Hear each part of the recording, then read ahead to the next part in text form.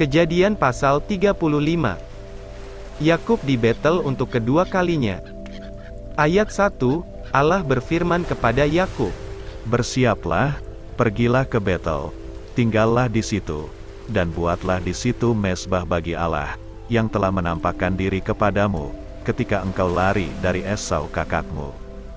Lalu berkatalah Yakub kepada seisi rumahnya, dan kepada semua orang yang bersama-sama dengan dia, "Jauhkanlah dewa-dewa asing yang ada di tengah-tengah kamu, tahirkanlah dirimu dan tukarlah pakaianmu.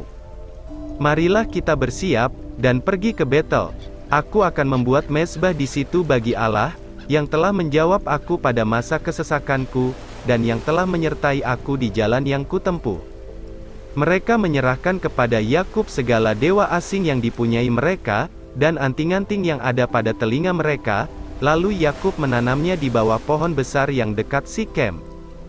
Sesudah itu berangkatlah mereka, dan kedahsyatan yang dari Allah meliputi kota-kota sekeliling mereka, sehingga anak-anak Yakub tidak dikejar.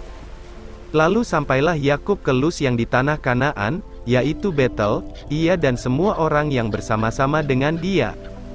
Didirikannya mezbah di situ, dan dinamainyalah tempat itu El Betel, karena Allah telah menyatakan diri kepadanya di situ, ketika ia lari terhadap kakaknya. Ketika Deborah inang pengasuh Ribka mati, dikuburkanlah ia di sebelah hilir Betel di bawah pohon besar, yang dinamai orang pohon besar penangisan.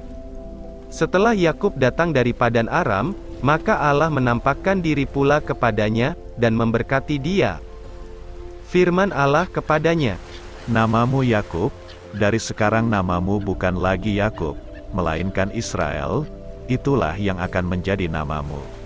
Maka Allah menamai dia Israel. Lagi firman Allah kepadanya, "Akulah Allah yang Maha Kuasa, beranak cuculah dan bertambah banyak, satu bangsa bahkan sekumpulan bangsa-bangsa akan terjadi daripadamu, dan raja-raja akan berasal daripadamu. Dan negeri ini yang telah kuberikan kepada Abraham dan kepada Ishak, akan kuberikan kepadamu, dan juga kepada keturunanmu." Lalu naiklah Allah meninggalkan Yakub dari tempat ia berfirman kepadanya. Kemudian Yakub mendirikan tugu di tempat itu, yakni Tugu Batu. Ia mempersembahkan korban curahan, dan menuangkan minyak di atasnya. Yakub menamai tempat di mana Allah telah berfirman kepadanya, Betel. Kelahiran Benyamin, Rahel mati. Ayat 16, sesudah itu berangkatlah mereka dari Betel, ketika mereka tidak berapa jauh lagi dari Efrata, bersalinlah Rahel. Dan bersalinnya itu sangat sukar.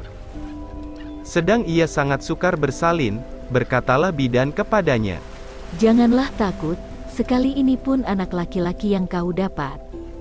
Dan ketika ia hendak menghembuskan nafas, sebab ia mati kemudian, diberikannya nama Ben-Oni kepada anak itu, tetapi ayahnya menamainya Benyamin. Demikianlah Rahel mati, lalu ia dikuburkan di sisi jalan ke Efrata, yaitu Betlehem. Yakub mendirikan tugu di atas kuburnya, itulah tugu kubur Rahel sampai sekarang. Sesudah itu berangkatlah Israel, lalu ia memasang kemahnya di seberang Migdal Eder.